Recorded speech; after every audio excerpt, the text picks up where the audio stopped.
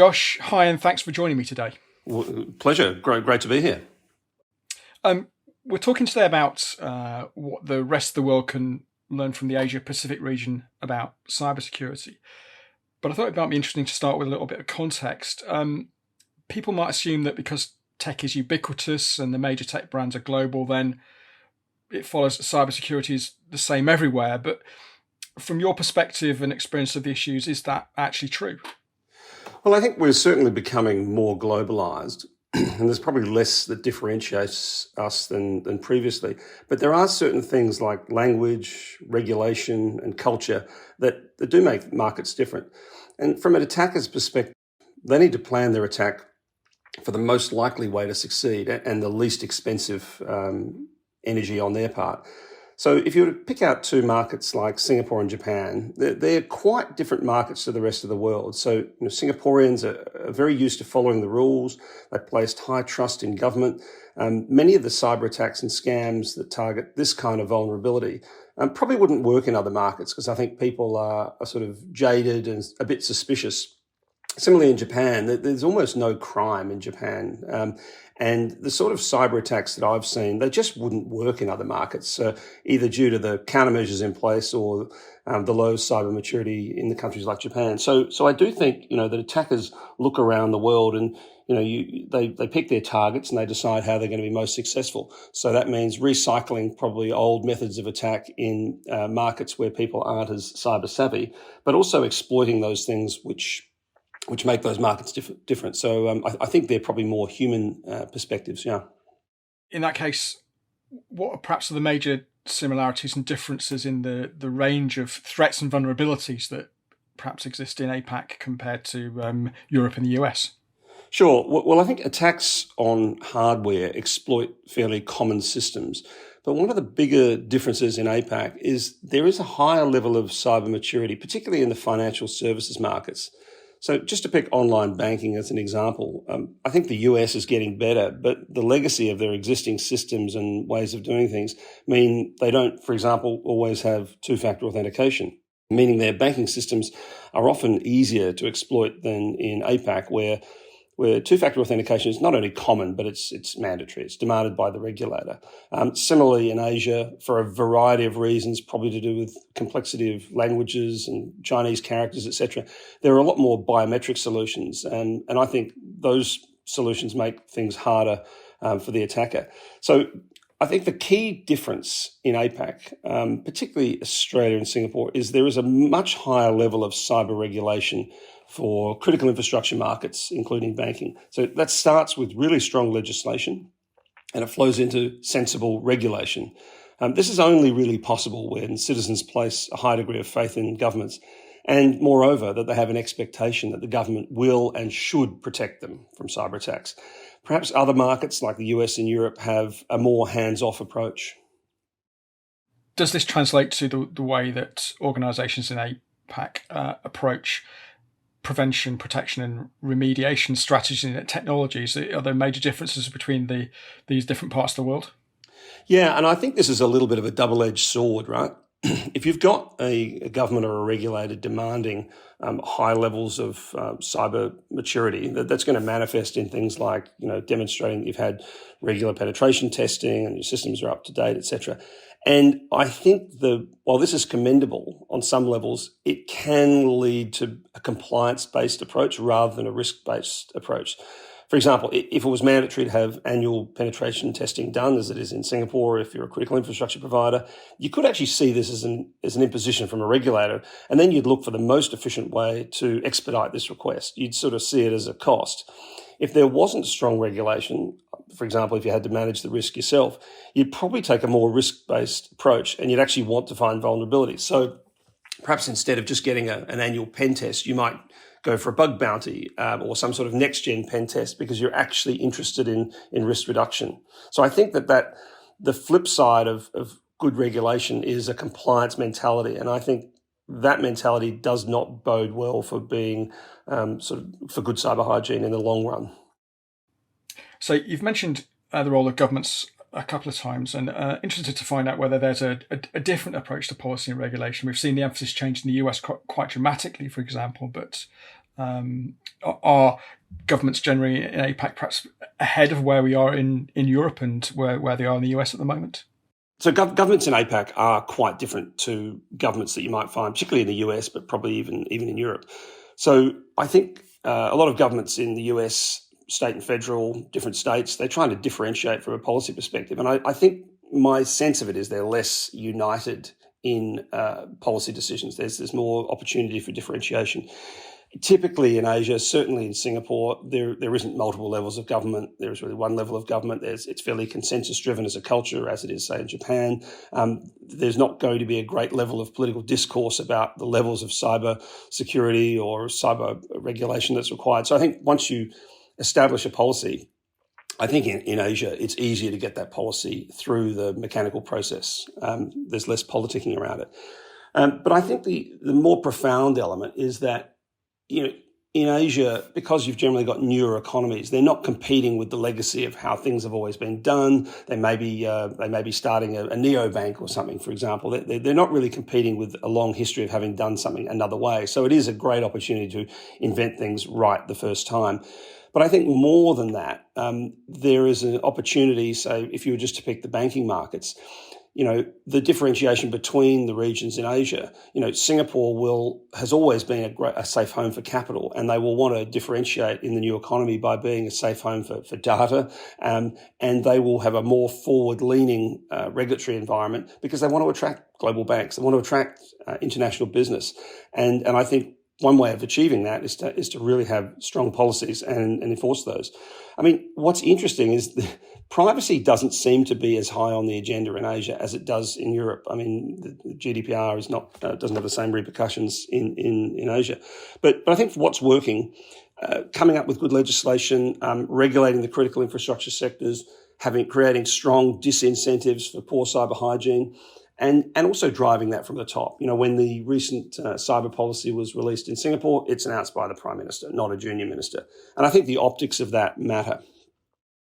Just changing tack slightly and looking at some other issues. So over here, where I am in the UK, for example, issues such as SolarWinds and the Colonial Pipeline ransomware incident were really big news over the past 12 months or so. Was this the same situation in APAC? Were those stories as big there, or are there equivalent incidents which perhaps haven't made the headlines over here that our media doesn't pick up on, but are in some ways as significant? Yeah, it's a great question. Look, I think they were significant issues globally, but they didn't seem to get the same attention in Asia. I suspect that's because firms and organisations in APAC probably had better cyber resilience. Probably they were in a regulated critical infrastructure sector where they had countermeasures in place. It would be unusual if they'd been attacked and it wasn't known. I'm sort of struggling to think of the repercussions of those attacks in the region. They certainly didn't make the frontline news. But there are different forms of attacks here that certainly have made the news. One of those has been, there's been quite a lot of attacks on the health systems, health records, particularly in Singapore. There was a reasonably prominent case of the Prime Minister's personal medical records being leaked. These things are for the advantage typically of nation states to exploit, but also when you attack the medical records of a nation, you're sort of undermining the confidence that the citizens have in their ability of their governments to protect their data. So I think the attacks are nuanced, they're different, and they probably have different objectives. I think in the US example, the opportunity to be able to launch an attack like the ones you mentioned has, the opportunity for criminal gain and for financial gain by the people who exploit it.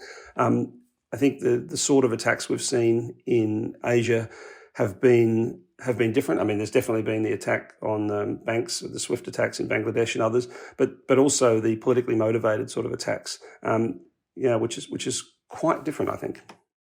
Do you expect, or do you imagine that we might see those equivalent types of incidents or strategies emerge elsewhere? It's a political kind of hot potato all over the moment, isn't it? The attacks on the nation state attacks and the attacks on infrastructure, for example. Yeah, well, it's interesting. Places like Singapore they just sort of have it ingrained in their culture to be conscious of the kind of risks that can occur, and for that to flow through to all parts of sort of citizens' lives, whether it's the mandatory national service for service men and women, or whether it's the facing technology head on. I'm looking at a few new modern city developments that are happening in Singapore, and they have all the power switches, for example, have been designed to prevent DDoS attacks and other sorts of attacks, down to the level of a power socket, which is, I haven't seen that elsewhere. So I think they're conscious of the implication of IoT attacks, and they're building that into hardware layers, which is quite interesting. I think, as I mentioned before, I think the big enemy is complacency.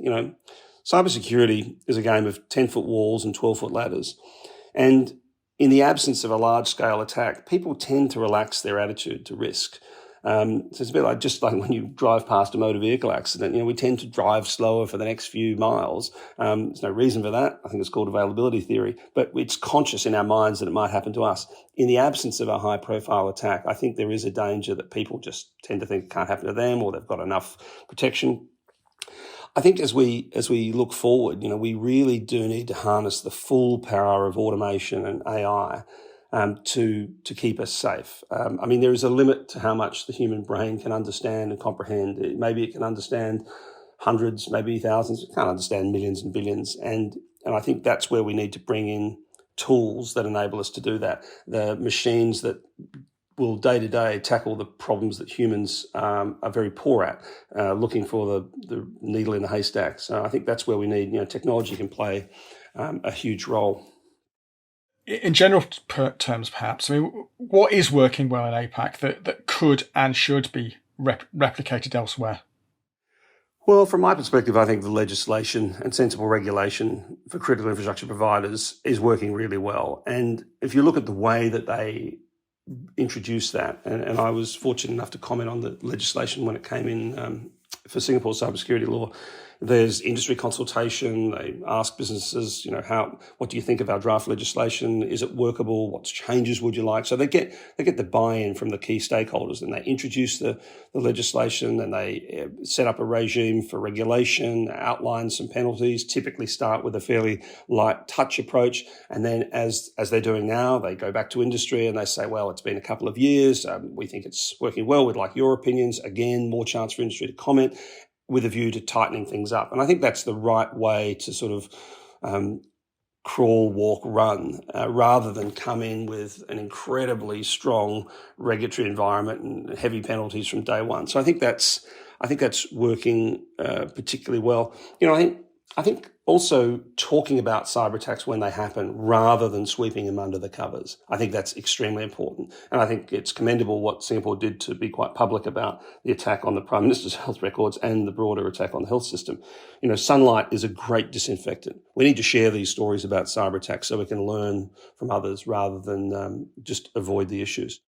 Perhaps, Josh, if you don't mind, I can shoehorn in here a question about file-based threats, as people might imagine that we would, but they are obviously global and they're relevant to everybody. Is there a sense of awareness in the region about the risks associated with file-based threats and how actually organisations can deal with them? Yeah, it's a great question. I think that is one of those areas where most people are not as aware as they need to be. So I think there's a huge need to have an education campaign, and just one of the ways I've seen it done quite effectively is when people sort of say a day in the life of an attack, or how to bankrupt your business in 24 hours, and it's always a file-based attack. It's an email that goes to the secretary of the boss that says we've got a CV of a candidate, you've got HR wants you to open it, they open it up, and launches an attack and moves laterally through the organisation. I think until people realise just how significant that vector is, they don't really comprehend it. So I think there's a lot of education that has to be done.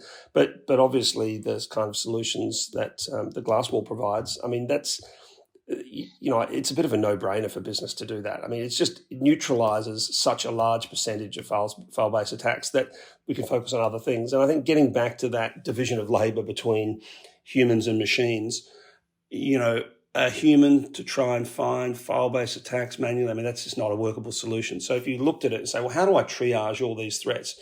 Having systems like Glasswall to triage file-based attacks enables security researchers to focus on the things that maybe we don't have Glasswall type solutions for yet. And I think that's the bit of maturity that has to come through.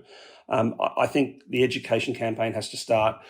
I think the next phase is the regulators need to start calling for that, because it's just one of those things that does need a bit of a regulatory push, in my view, particularly for regulated industries like banks and critical infrastructure providers. Great stuff. And just finally, I mean, it feels appropriate to look forward into 2022 and what do you feel is the outlook for security in APAC? What are you expecting to see? Yeah, well, to paraphrase an old colleague of mine, I tend to see the negative in things. So when I smell roses, I think of funerals rather than weddings. But I think the one area that is going to definitely increase is going to be nation-state attacks. And we're going to see them on a much larger scale as countries seek to exert their influence and dominance on other states. No surprises, Asia's going to see much of this action. And I expect smaller nations like Australia, Singapore, the Philippines, they'll face growing pressure from larger neighbouring states. And, unfortunately, it's still the case that if you think of a cyber attack from a nation state perspective to achieve their objectives, it's very hard to prove who was doing it. It has great effect. It's been used efficiently in other markets. It's a lot more efficient than sending warships to ring an island to exert your influence. You can just start shutting down critical infrastructure. So I definitely think nation-state cyber attacks. I think the other area is of third-party attacks, and we've seen some of that, but I suspect it's the tip of the iceberg. People are still thinking about IT security as their perimeter and the machines that they own, etc. But in reality, it's third parties, it's information on GitHub, it's all the things. The juice that the digital economy runs on is a story about opening up your systems to other agents and APIs. So I think third parties, API security. I think we're going to see a bit of a rise in that area as well. That's great. And Josh, many thanks for your time. My pleasure.